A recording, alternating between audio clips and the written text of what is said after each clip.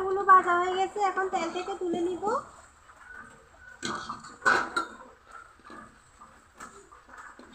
আর একটা পিঠা আমি ভেঙে দেখাচ্ছি। এই দেখুন, নারকেলের পুরটা কিন্তু খেতে বেশ দারুণ হবে।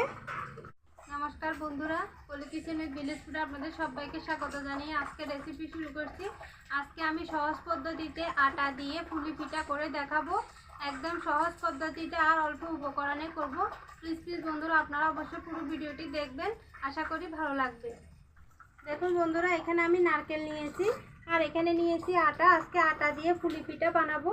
আর প্রথমে আমি নারকেলের পুরটা রেডি করব। আমি চুলায় তৈরি করব না, নারকেল আর চিনি একসাথে হাত দিয়ে মিশিয়ে নিব।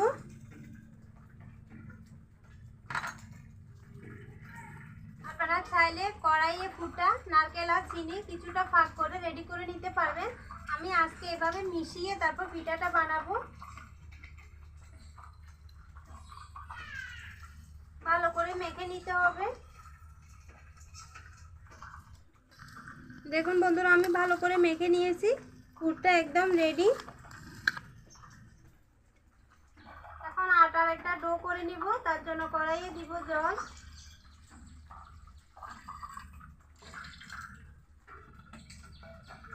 বন্ধুরা, আমি এখন চুলা ধরিয়ে তারপর জলগুলো ফুটিয়ে নিব।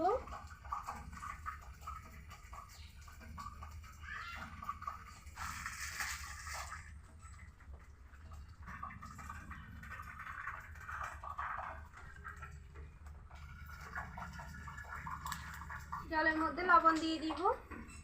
দেখুন বন্ধুরা, জল ফুটে গেছে। এখন আমি অল্প অল্প আটা দিয়ে একটা ডো করে দিব।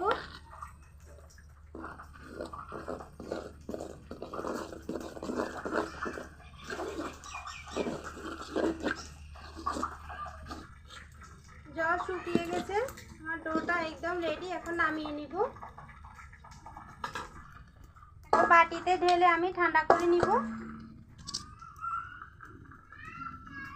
ডোটা এখনো গরম, ঠান্ডা করে তারপর আমি ভালো করে মুখে নিব। বন্ধুরা, আমি এখন ডোটা ভালো করে মুখে নিব। ভালো করে মুখে নিতে হবে, না হলে পিঠা ভালো হবে না। সামান্য করে আটা ছিটিয়ে দিয়ে ভালো করে মুখে নিব। বন্ধুরা, আমি ভালো করে মুখে নিয়েছি। এখন একটু বড় বড় করে লিচি কেটে নিব।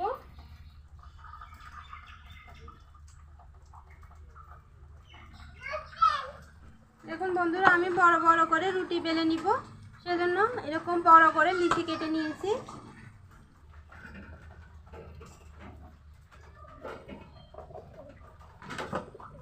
এরকম একটু মোটা করে রুটিটা বেলে নিয়েছি। এই দেখুন, একদম অতিরিক্ত পাতলা করিনি।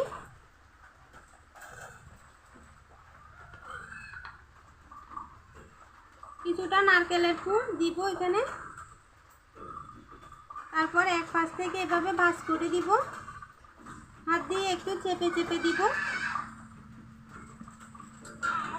আপনারা চাইলে যে কোনো ফিটা কাটা দিয়ে কেটে নিতে পারবেন। আমি এরকম কাটা চামচ নিয়েছি, চামচ দিয়ে কেটে নিব। চামচ দিয়ে কিন্তু খুব সুন্দর কাটা যায়।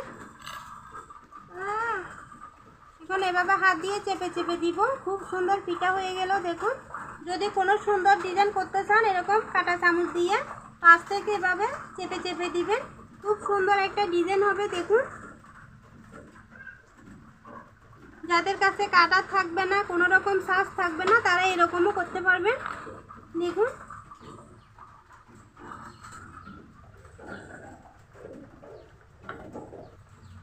বন্ধুরা, আরও একটি পিঠা বানিয়ে আপনাদেরকে দেখাবো। ঠিক আগের মতো করব।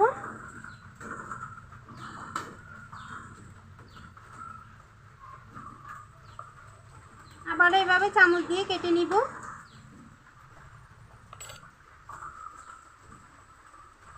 হাত দিয়ে চেপে দিব।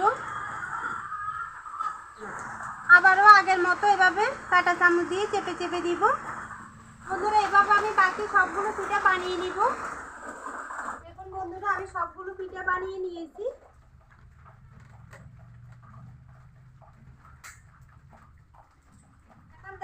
দিয়েছি, তেল গরমও হয়ে গেছে। তেলের মধ্যে আমি পিঠাগুলো ভেজে নিব।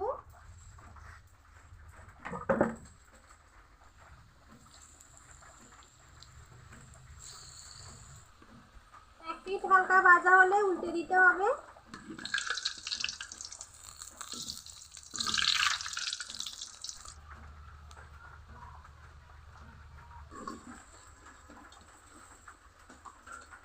পিঠাগুলো ভাজা হয়ে গেছে, এখন তেল থেকে তুলে নিব।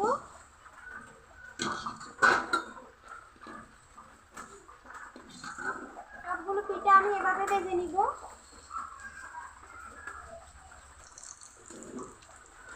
দেখুন বন্ধুরা, আমার সবগুলো পিঠা ভাজা হয়ে গেছে। আর দেখুন দেখতে কি সুন্দর লাগছে, কালারটাও কিন্তু বেশ দারুণ আসছে। আমি দুইটা পিঠা নারকেলের পুর ছাড়া ভেজে নিয়েছি, কারণ শেষ পর্যায়ে যখন ডোটা বেঁচে যায় তখন সেটা দিয়ে কিন্তু আর পিঠাটা হয় না। সেজন্য আমি এভাবে করে কেটে নিয়ে এমনিতে ভেজে নিয়েছি পুর ছাড়া। আর একটা পিঠা আমি ভেঙে দেখাচ্ছি। এই দেখুন, নারকেলের পুরটা কিন্তু খেতে বেশ দারুণ হবে। তো এইভাবে আমার মতো করে একদম সহজ পদ্ধতিতে পুলি পিঠা বাড়িতে বানিয়ে খাবেন, খুব ভালো লাগে খেতে। আর দেখুন বন্ধুরা, আমি কিন্তু পিঠা বানাতে বানাতে সন্ধ্যা হয়ে গেছে। আর এই পিঠাগুলো কিন্তু আমার সন্ধ্যাবেলা নাস্তার সাথে একদম জমে যাবে। আপনারা এভাবে বাড়িতে করবেন আর মজা করে খাবেন।